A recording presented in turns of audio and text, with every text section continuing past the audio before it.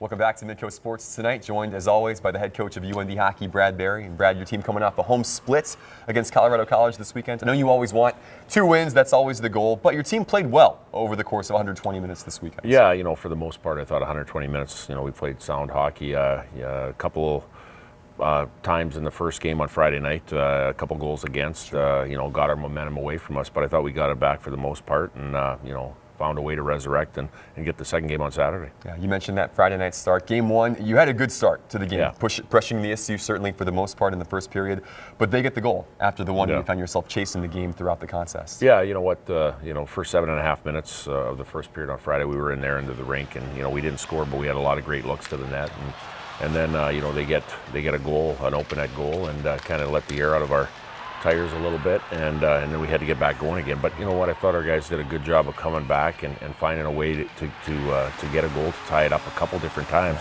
But unfortunately, it was those situations right after we score a goal, they got one, and those are the times that you have to have a little bit of resiliency and make sure that you have a big pushback to don't let that happen.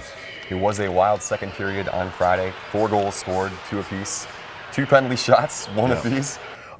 What did you make of that period? It was a unique momentum shifting type of a 20 minutes in the middle of that first period. Well, we were pressing hard, and obviously we got awarded a penalty shot because we were going to the net and they covered a puck, and Christian Rolana did a great job of scoring on it.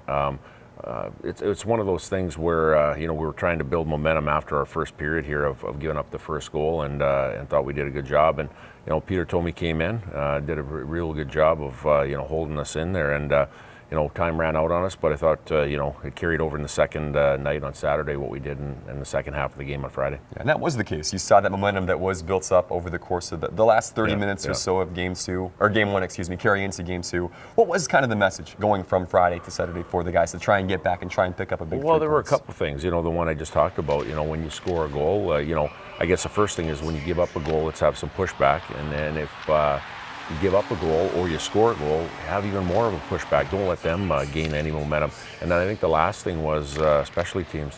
We had some looks on the power play. Penalty kill did a good job. We had some looks on the power play. Didn't get into the goalie's eyes or get some traffic in front of them. And we needed to score at least 1 power play goal to give us a chance there. And then, as you saw on Saturday night, didn't give up any power play goals, and we scored a couple of power play goals. Yeah, the PK was great all weekends, 0 for 9 for CC on the man advantage. And then, as you said, the power play, which was 0 for 6 on Friday, came back in a big way. You got 2 big power play goals in that second period to give you momentum and really help seal this game. Yeah, and I think a big deal was, going on the 5-on-3. We didn't score on the 5-on-3, but we scored right after it expired on the 5-on-4. So that gave us a little bit of momentum there.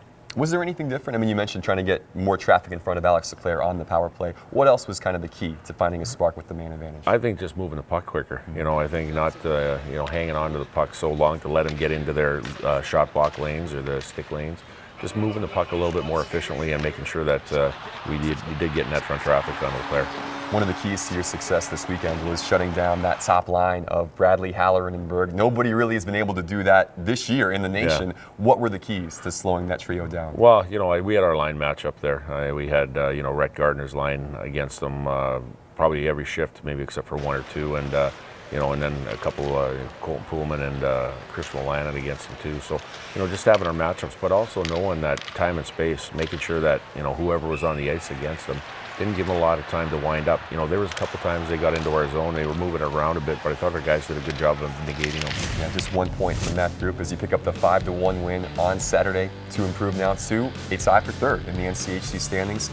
And now a couple series on the road moving forward. And I should ask, as we head into Omaha this weekend, you talked about Peter Thome a bit ago having a good weekend in place of Cam Johnson midway through Friday and getting the start Saturday. What is the plan for the starting goaltender position moving forward? Well, we'll go, like I said, we'll go through the week of practice here and go from there. Peter obviously, did a good job and got the result that we wanted on Saturday night. Cam, obviously, it hasn't been coming for him easy right now. And again, he's a guy that's going to work extremely hard in practice, and we'll go from there. But, I think one thing we found out is we have 2 goaltenders now that we can probably lean to and go from there, and we'll make a decision as we go forward here. Yeah, it's a good problem to have, to know you can rely on a guy like that to step in and make a difference out there in the contest if you need to, which Peter did on Saturday.